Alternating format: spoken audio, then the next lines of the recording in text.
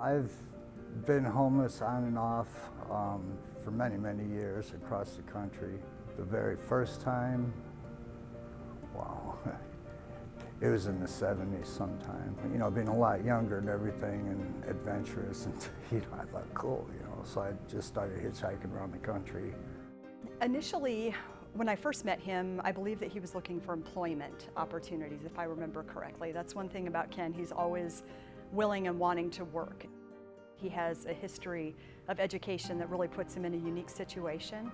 So he was really wanting to get his own job, get his own place, and move forward in that way. And so I started to talk to him about permanent supportive housing. That is through the continuum of care. And so I talked to him about that process and what that looked like. You know, this time around, motivation was somehow or another, I was able to actually feel the pain. That just did something to me. It just twisted me, and it brought up that desire to do the best I can from here on out with the rest of the time that I have left.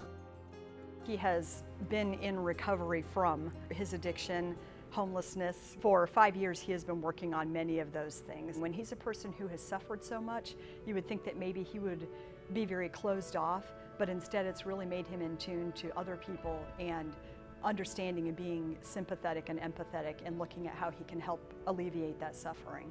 Ken and I met in a rehab home back in 2002. And since then, we've both been in and out of homelessness and stayed friends all these years. I don't know anybody with his drive and determination. And because he strives to want to pay it forward. He doesn't forget where he's been, and he wants to give back to the community and help the homeless. And one of the things that's incredible about Ken is his persistence. I really cannot think of one other person that I've worked with who continues to rise like a phoenix from the flames. He looks at every challenge and obstacle as an opportunity to learn and to grow. From my experience in my own recovery from homelessness and other things, service is very critical to reach out and to try to help someone else. In doing so, I end up helping myself. In my opinion, Ken and I have always been colleagues. He's my peer. He is an amazing person, and I've learned so much over the years just in knowing him. He's like a Yoda of sorts. He always has some little wit or wisdom to share. But I think that serving together on this engagement center board has been a great opportunity because we get to function in a practical way as peers. And it's great to see him take his experience and invest in something that is going to make such a huge impact in our city.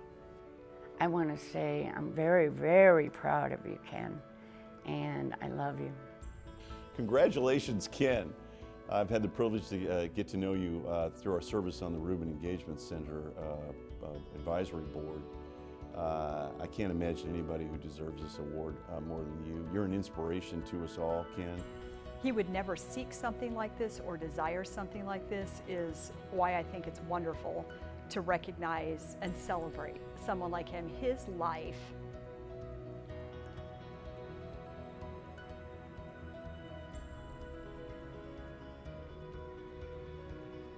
is something to celebrate. I'm so proud of him. He's someone that many people thought would die, that would not be where they are right now. And he refused, So his life is very much worth celebrating.